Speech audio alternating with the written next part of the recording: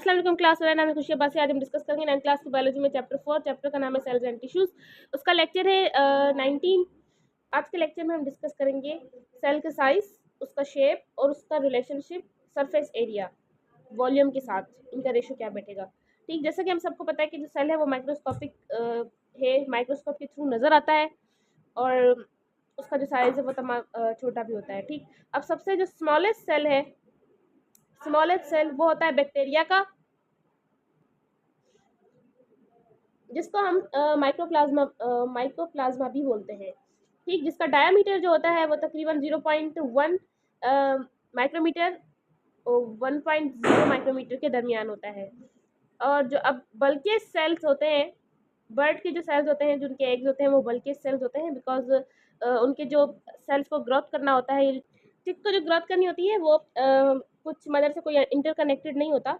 उसको जितनी भी ग्रोथ या नरिशमेंट वगैरह न्यूट्रिशन जो भी चाहिए होते हैं वो उसके योग के अंदर मौजूद होते हैं। और जो लॉन्गेस्ट सेल्स होते हैं वो मसल्स के अंदर होते हैं और हमारे नर्व सेल्स होते हैं। ठीक, मसल्स के अंदर और नर्व सेल्स लॉन्गेस्ट क्यों होते हैं? क्योंकि इनको एक तो मसल्स को पुल होना होता है डिफरेंट बॉडी पार्ट्स के, और जो नर्व्स होते हैं उनको मैसेज ट्रांसफर करना होता है ब्रेन तक। इसलिए ज़्यादातर सेल्स इसी टाइप्स के होते हैं। और कुछ सेल्स, जो सेल्स शेप, सेल का साइज होता है, शेप है, वो रिलेटेड करती है उनके फंक्शंस के साथ कि सेल का फंक्शन क्या है। अब जो बर्ड्स एग्स होते हैं वो बल्कि इसलिए होते हैं क्योंकि उनके अंदर लार्ज अमाउंट ऑफ न्यूट्रिशन पड़े हुए होते हैं for the development of young. ठीक है, डेवलपमेंट के लिए उसके अंदर लार्ज अमाउंट ऑफ न्यूट्रिशन पड़ा हुआ होता है। और जो लॉन्ग मसल सेल्स हैं उनको क्या होता है कि पुल होना होता है डिफरेंट बॉडी पार्ट्स के साथ, इसलिए वो होते हैं लॉन्ग होते हैं। ठीक, और जो लेंथी नर्व सेल्स हैं, अब जो लेंथी नर्व सेल्स होते हैं ना, उनको क्या होता है, वो लेंथ में क्यों बड़े होते हैं? उनको मैसेज ट्रांसफर करवाने होते हैं बिटवीन बॉडी पार्ट्स। ठीक, डिफरेंट बॉडी पार्ट्स उनको मैसेज ट्रांसफर करने होते हैं, इसलिए वो बड़े होते हैं। On other hand small size, ठीक, बहुत ज़्यादा फायदा देता है। जो सेल्स का स्मॉल साइज होता है वो बहुत ही फायदेमंद होता है। क्यों? फॉर एग्जाम्पल, अब जो रेड ब्लड सेल्स हैं, ठीक, हमारे ह्यूमन के अंदर रेड ब्लड जो सेल्स होते हैं उनका डायमीटर होता है 8 माइक्रोमीटर।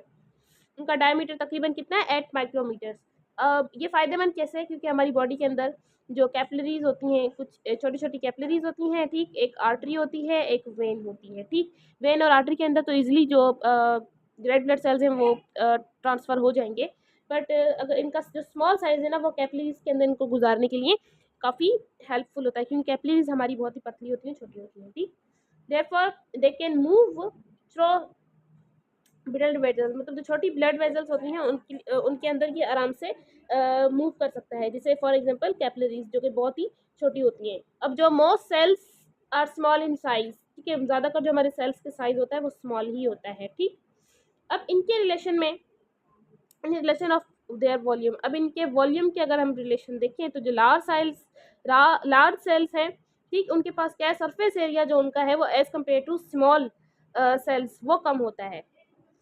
मीन्स लार्ज सेल्स के पास जो सरफेस एरिया है वो कम है as compare to small size cells. अब इनका सरफेस एरिया है, ये हम देखेंगे आगे कि किस तरह से है। ठीक, अब कह रहा है कि 1 लार्ज सेल्स, और एक जगह पर हम रखें 1 लार्ज सेल, ठीक, और एक जगह पर हम रखें 27 स्मॉल सेल्स। अब इनके केस में क्या होगा कि दोनों का जो वॉल्यूम होगा ना वो बराबर होगा। अब कैसे? यहाँ पर बता रहे हैं कि एक इन्होंने लिया है क्यूबिक शेप, ठीक, सेल लिया है। अब एक क्यूब के तो तकरीबन 6 साइड्स होंगे। ठीक, वो कैसे? जैसे कि यहाँ पर अगर हम एक क्यूब देखें, ठीक, ये इसका लेफ्ट, राइट, ये ऊपर, ठीक, अप, डाउन, फ्रंट, और वो पीछे वाला बैक। ठीक, 1 2 3 4 5 6 साइड्स हो गए। ठीक, अब इसके 6 साइड्स हो गए एक क्यूबिक शेप के, तो अब इसका सरफेस एरिया, ठीक, क्या है, 6 टाइम्स हम इसको वन साइड से, जैसे हम 6 टाइम्स इसको मल्टीप्लाई करेंगे। अब सरफेस एरिया 6 टाइम मल्टीप्लाई करेंगे कैसे? कि surface area of 1 large cube, ठीक है, सरफेस एरिया एक बड़े लार्ज क्यूब का, ठीक, 6 टाइम था, तो हमने यहाँ पर जैसे कि यहाँ पर एक बड़ा लार्ज क्यूब लिया है। ठीक, इसका जो सरफेस एरिया है वो 30 है।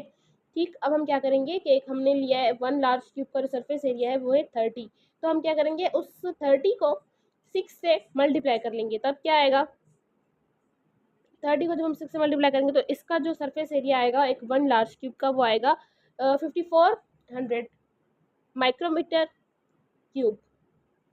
और 1 स्मॉल सेल्स का अगर हम देखें, अगर हम 1 स्मॉल, ये जैसे एक स्मॉल सेल है ये वाला 1, इसको क्यूबिक, इसको हम उठाकर देखें तो इसका जो डायमीटर हमने एक का लिया, जैसे इसका एक साइड हम देखें तो वो 10 माइक्रोमीटर है, ठीक, 10 माइक्रोमीटर क्यूब।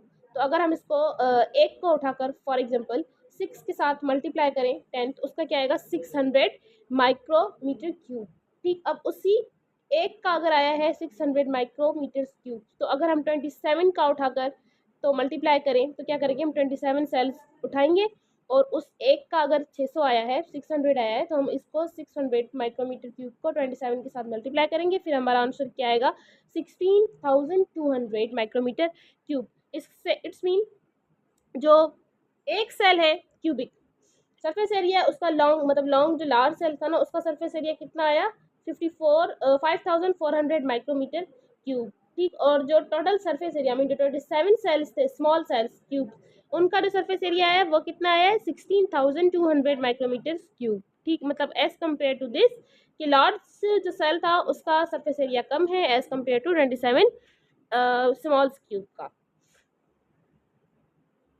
अब यहाँ पर क्या है कि वेस्ट प्रोडक्ट्स जो होते हैं वो डिमांड करते हैं, demand of nutritions are directly proportional to the cell volume. ये डायरेक्टली प्रोपोर्शनल होता है वेस्ट प्रोडक्ट, इनकी जो डिमांड्स होती हैं न्यूट्रिशन की, ये क्या है सारा, ये डायरेक्टली प्रोपोर्शनल होता है किसके, सेल वॉल्यूम के। क्योंकि सेल वॉल्यूम इसी के थ्रू जो हमारे वेस्ट होता है, ठीक, जैसे कि ऑक्सीजन है उसको बाहर आना है, ठीक, कार्बन डाइऑक्साइड को ऑक्सीजन है उसको अंदर आना है, कार्बन डाइऑक्साइड को बाहर जाना है, ठीक। जो काम वाली चीज़ है उसको अंदर आना है और जो वेस्ट प्रोडक्ट है हमारा उसको बाहर आना है। तो ये जो बाहर आने और ये जो वेस्ट प्रोडक्शन, ये सारा सब कुछ जो सिस्टम है ये डायरेक्टली प्रोपोर्शनल होता है सेल वॉल्यूम के। Large volume cells demands large surface areas, ठीक। अगर सेल्स का वॉल्यूम ज़्यादा है तो फिर उसका जो सरफेस एरिया है वो भी डिमांड करता है कि वो भी ज़्यादा हो। मगर हमने फिगर में क्या देखा कि जो लार्ज सेल्स थे उनका जो सरफेस एरिया था वो बहुत ही कम था as compare to small cells. अब इनमें क्या है, हर सेल्स को ना सर्वाइव करने के लिए, सर्व करने के लिए जो सरफेस एरिया है ना उसको डिमांड्स वगैरह भी पूरी करनी होती है इंटरनली, ठीक। अब जैसे यहाँ पर देखें सेल्स एज ग्रो बिगर, ठीक है, जैसे कि सेल बड़ा होगा उसका इंटरनल जो वॉल्यूम होगा ना वो भी ज़्यादा होगा, ठीक। सेल मेम्ब्रेन जो होगी वो भी फैली हुई होगी।